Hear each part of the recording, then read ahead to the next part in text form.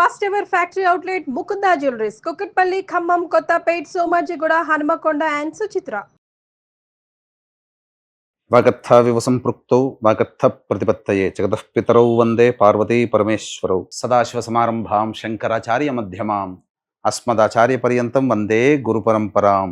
ఆదిత్యాయ చ సోమాయ మంగళాయ బుధాయ చ గురు శుక్ర శనిభ్యశ్చ రాహవే కేతవే నమః. శృంగేరి జగద్గురు పీఠాధిపతులకి, కంచి పీఠాధిపతులకి నమస్కారములు తెలియజేసుకుంటూ కార్యక్రమాన్ని ప్రారంభిద్దాం. ఈ మార్చి నెల 16వ తారీఖు నుంచి 31వ తారీఖు వరకు 12 రాశులలో జన్మించినటువంటి వారికి ఏ విధంగా ఉండబోతుందో తెలుసుకునే ప్రయత్నం చేద్దాం. ముఖ్యంగా ఈ యొక్క గురువు వృషభ రాశిలో సంచారము, కుజుడు మిథున రాశిలో స్తంభించి సంచారము, అలాగే కేతువు కన్యా రాశిలో, మరియు శని భగవానుల వారు కుంభరాశిలో సంచారము. ఇక 12వ రాశి అయినటువంటి మీనరాశిలో శుక్రుడు, రాహువు, రవి, బుధుని యొక్క సంచార ప్రభావం వెరసి ఈ 12 రాశుల మీద ఈ నవగ్రహాల యొక్క ప్రభావం ఏ విధంగా ఉండబోతుంది, అలాగే మనము దైనందినటువంటి జీవితంలో భాగంగా 16వ తారీఖు నుంచి 31వ తారీఖు వరకు మంచి రోజులు ఏంటి, చెడ్డ రోజులు ఏంటి, ఏ రోజుల్లో ఖర్చు ఎక్కువగా ఉంటుంది, ఏ రోజుల్లో ఆదాయం ఎక్కువగా ఉంటుంది, ఏ రోజుల్లో అనుకున్నటువంటి పనులు పూర్తి చేసుకోగలుగుతారనే విషయాల గురించి క్లుప్తంగా తెలియజేసే ప్రయత్నం చేస్తాను. వీక్షించండి. ద్వాదశ రాశులలో భాగంగా మార్చి 16వ తారీఖు నుంచి 31వ తారీఖు వరకు కన్యా రాశిలో జన్మించినటువంటి వారికి ఏ విధంగా ఉండబోతుందో తెలుసుకునే ప్రయత్నం చేద్దాం. ఇక ముఖ్యంగా ఈ కన్యా రాశికి ప్రధానంగా సంపూర్ణమైనటువంటి ఎఫెక్ట్ కనబడబోతుంది. ఎందుకనంటే చాలా గ్రహాలలో మార్పు చాలా కనబడుతుంది. ముఖ్యంగా సప్తమ స్థానంలో షష్టగ్రహ కూటమి గమనించుకున్నట్లయితే గురువు, కుజుని యొక్క ప్రభావము, మిగతా 7 గ్రహాల యొక్క ప్రభావము మొత్తము కన్యా రాశి మీదే ఉంది. ఒక విచిత్రమైనటువంటి పరిస్థితిని ఎదుర్కోబోతున్నారు. కాబట్టి పాజిటివ్గా ఉండాలి జీవితం. ఇక ముందు తర్వాత అనగా తర్వాత వచ్చే 3 నెలలు అనుకూలంగా ఉండాలి అంటే దేవతా అనుగ్రహాన్ని పొందక తప్పని పరిస్థితి. ఎందుకనంటే శుభ అశుభం అనగా నైసర్గిక పాపగ్రహాలు, నైసర్గిక శుభగ్రహాలు మొత్తం కూడా కన్యా రాశి మీదనే కేంద్రీకృతమై ఉన్నాయి. కాబట్టి మంచి కావాలి అనుకుంటే దేవతా అనుగ్రహం పొందక తప్పని పరిస్థితి. లేదు సమస్యలు, మనకు దేవుడు లేడు, ఇవన్నీ ట్రాష్ అనుకుంటామా, వచ్చే సమస్యల నుంచి ఈ పాపగ్రహాల ప్రభావంలో వచ్చే సమస్యలు ఇబ్బందికరంగా మారుతాయి. ఎటువంటి సమస్యలు ఎదురవుతాయి? షష్టగ్రహ కూటమి ఏర్పడుతుంది, శని మార్పు చెందుతున్నాడు, సూర్యగ్రహణం కూడా ఈ యొక్క మీనరాశిలో, మొత్తం ఎఫెక్ట్ కన్యా రాశి మీద కూడా ఎక్కువగా ఉంటుంది. ముఖ్యంగా దాంపత్య సమస్యలు పెరిగే అవకాశం ఉంటుంది.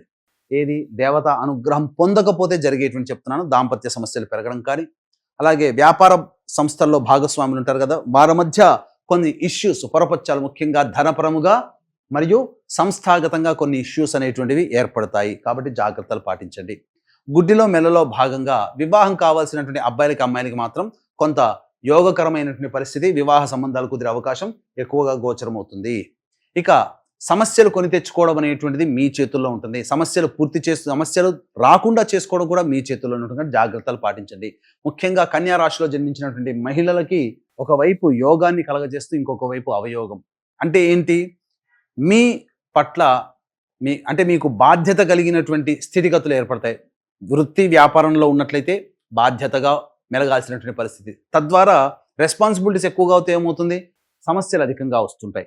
అలాగే కుటుంబ పరంగా చూసుకున్నట్లయితే మీ మీదనే అన్ని ఆధారపడి జీవించే వాళ్ళు, అంటే మీ మీద ఆధారపడి పనులు పూర్తి చేసుకునేటువంటి వాళ్ళు ఎక్కువగా ఉంటారు. మీరే అన్ని సమస్యల్ని పూర్తి చేయాల్సినటువంటి మనిషిగా మీరే ఉంటారు. కాబట్టి మీ మీద ఒత్తిడి ఎక్కువగా ఉంటుంది. కాబట్టి జాగ్రత్తలు పాటించి సంయమనం పాటిస్తూ రెస్ట్కి ఎక్కువగా అవకాశం ఇవ్వండి. దేవతానుగ్రహాన్ని పొందే ప్రయత్నం చేయండి. ఇక అన్నిటికంటే ఇంతకుముందు చెప్పుకున్నట్టుగా షష్టగ్రహ కూటమి, శని మార్పు, సూర్యగ్రహణం ఇవి ఉన్నటువంటి కారణం చేత కన్యా రాశిలో జన్మించినటువంటి వారికి సంస్థాగతంగా వ్యాపారంలో కానీ, వృత్తి ఉద్యోగంలో కానీ ఖచ్చితంగా మార్పులు, చేర్పులు అనేటువంటివి ఉంటాయి.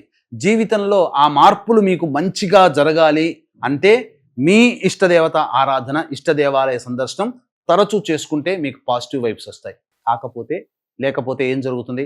కొన్ని ఇబ్బందికర పరిస్థితులు. కాబట్టి ఇటువంటివన్నీ, ఈ సమస్యల పరిష్కారం మీకు అందరికీ మంచి జరగాలనేటువంటి సదుద్దేశంతో ఈ యొక్క సూర్యగ్రహణం, షష్టగ్రహ కూటమి, శని మార్పు సందర్భంగా 29వ తారీఖు రోజున సాయంకాలం సూర్యాస్తమైన తర్వాత సర్వదోష నివారణ పూజలు, హోమాలలో భాగంగా ప్రత్యంగిర, బగళాముఖి, రాజశ్యామల, ధూమవతి మరియు వారాహి కాలభైరవ హోమాలతో పాటు విద్య వివాహ ఉద్యోగ దాంపత్య అనారోగ్య సమస్యల నివారణకి విశేషంగా పూజాది కార్యక్రమాలు హోమాది కార్యక్రమాలు జరిపించడం జరుగుతుంది. అవకాశం ఉన్న వాళ్ళు కార్యక్రమం తదనంతరం కాంటాక్ట్ చేసి గోత్రనామాలు నమోదు చేసుకోవచ్చు.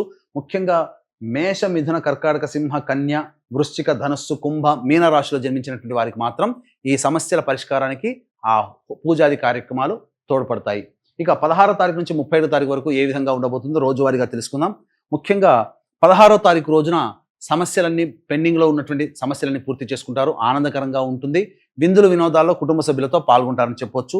ఇక 17, 18, 19వ తారీఖుల్లో మానసికమైనటువంటి ప్రశాంతత లోపిస్తుంది. కుటుంబ సభ్యులతో వాగ్వివాదాలు పెరుగుతాయి. ఏదైనా ఒక చికాకుతో ఇబ్బందికర జీవితాన్ని గడపాల్సినటువంటి పరిస్థితి, ధనం ఎక్కువగా ఖర్చు అయ్యే అవకాశం ఉంటుంది. ఇక 20, 21వ తారీఖుల్లో రాని బాకీలు వసూలు అవ్వడము, ఇతర సహాయ సహకారాలు రావడము, మీ యొక్క అవసరాలకి తగ్గట్టుగా ఖర్చులకి తగ్గట్టుగా ఆదాయం లభించడం, తద్వారా ఆనందకరంగా జీవితాన్ని గడుపుతారని చెప్పవచ్చు.